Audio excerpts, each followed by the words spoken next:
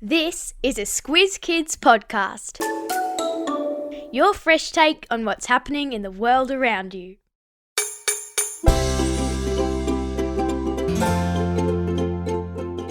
They used to be part of the Ottoman Empire.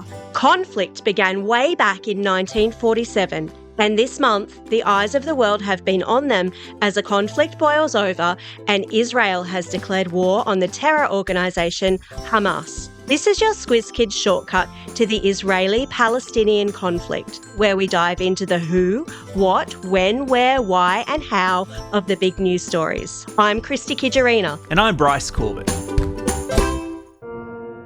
Bryce, the eyes of the world are on the Middle Eastern country of Israel and its neighbouring nation-state Palestine, particularly a place called the Gaza Strip, after the terrorist organisation Hamas launched a surprise attack into Israel earlier this month. But the story has a really long history. Yeah, Christy, it certainly does. And today we'll take you through what the history of that particular Middle Eastern region is, when the Israeli-Palestinian conflict began, and why it has flared up now.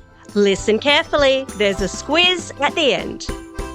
Who? Bryce, every time I turn on the television or radio recently, I'm hearing about a war that's happening between Israel and the terror group called Hamas. Yeah, I know. It's a little bit scary, isn't it? Even though it's happening on the other side of the world and we're all very safe here in Australia. So, what is the history of that part of the world, Christy? You're right, it is a bit scary, but you're also right, the conflict is taking part in a region of the world that's often referred to as the Middle East. Believe it or not, what we now know as the Middle East used to be ruled by one huge empire called the Ottoman Empire, which was established more than 700 years ago in 1299 CE. And it only stopped existing just over 100 years ago in 1922. Wow. Yes, of course, I have heard of the Ottoman Empire. Those are the countries that we know today as Turkey, Iraq, Syria, and Israel. They were all part of it. Yep, and it was even bigger than that. Modern-day Greece, Hungary, Egypt, and even the north coast of Africa were all under Ottoman rule. Wow, it sure was massive. But Christy, if it was that huge, how come it still doesn't exist today? Well, when other parts of Europe were going through the Industrial Revolution in the 18th and 19th centuries, the Ottoman Empire remained largely agrarian, meaning that lots of the people lived in the countryside and made their living from farming rather than living in cities and working in factories. As a lot of Europeans were becoming more educated, more than 90% of the Ottomans still couldn't read or write. I see. So they were at a disadvantage there, but surely that's not enough of a reason to cause a whole empire to collapse. Totally, you're absolutely right.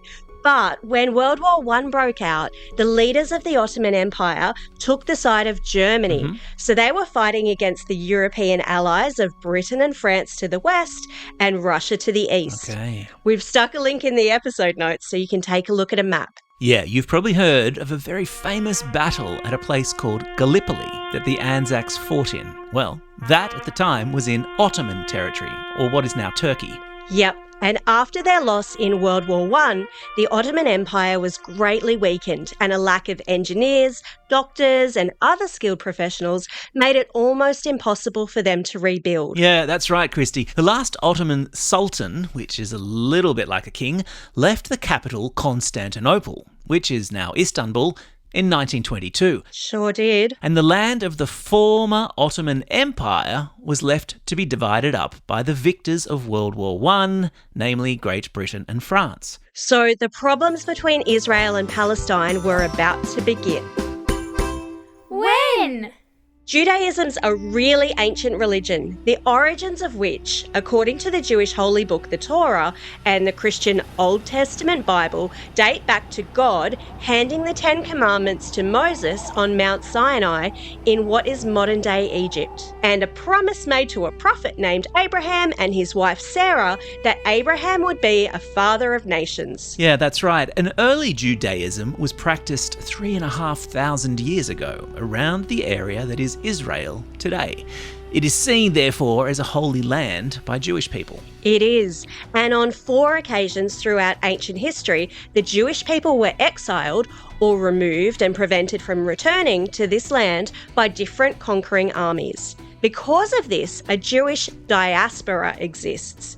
That means that people of the Jewish faith were spread out all around the world. Okay, but what has that got to do with this conflict? And what effect do holy books and ancient wars have on what's happening today? Well, there are a lot of Jewish people today who believe the land of Israel was given to the Jewish people by God and that they need a homeland where Jewish people will not be persecuted, as has happened many times throughout history. Aha, I see. And following World War I, when the British had control of Palestinian territory, which was by now largely occupied by Palestinian people of the Islamic or Muslim faith, a former British Prime Minister called Arthur Balfour made a promise to the Jewish community of Britain. That's right.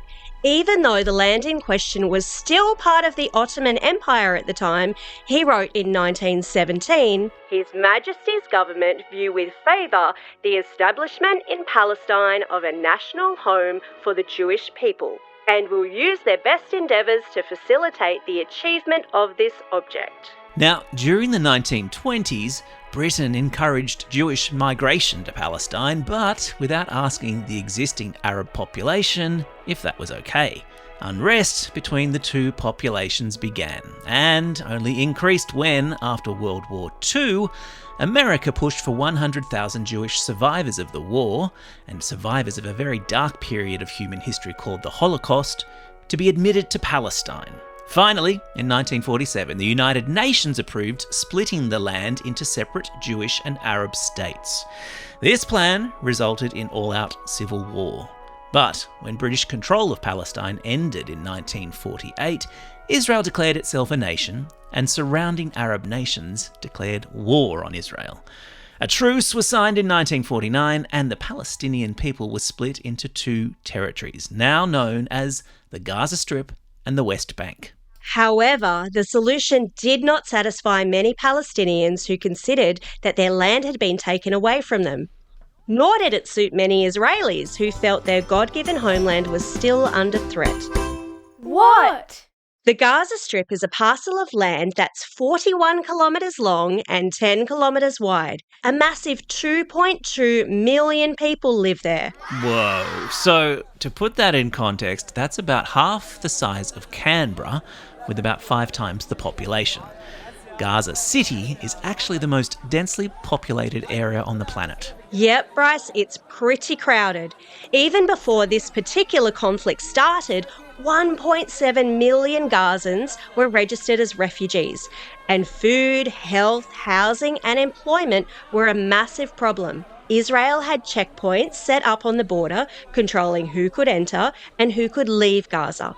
And in 2007, a militant organisation, meaning that they use force and weapons to get their way, named Hamas, took control of the Gaza Strip.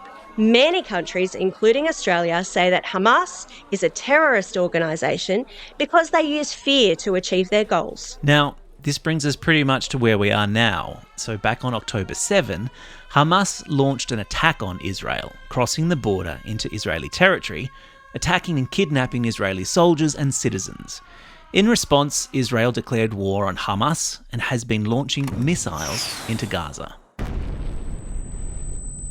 They say they are trying to destroy a network of tunnels that Hamas leaders are hiding in, but many Palestinian civilians, or ordinary people, have been caught in the crossfire. That's right. It's a terrible situation with no easy solution. The world's thoughts and wishes for peace, safety and a swift end to the conflict are with the people of Gaza and Israel. Indeed.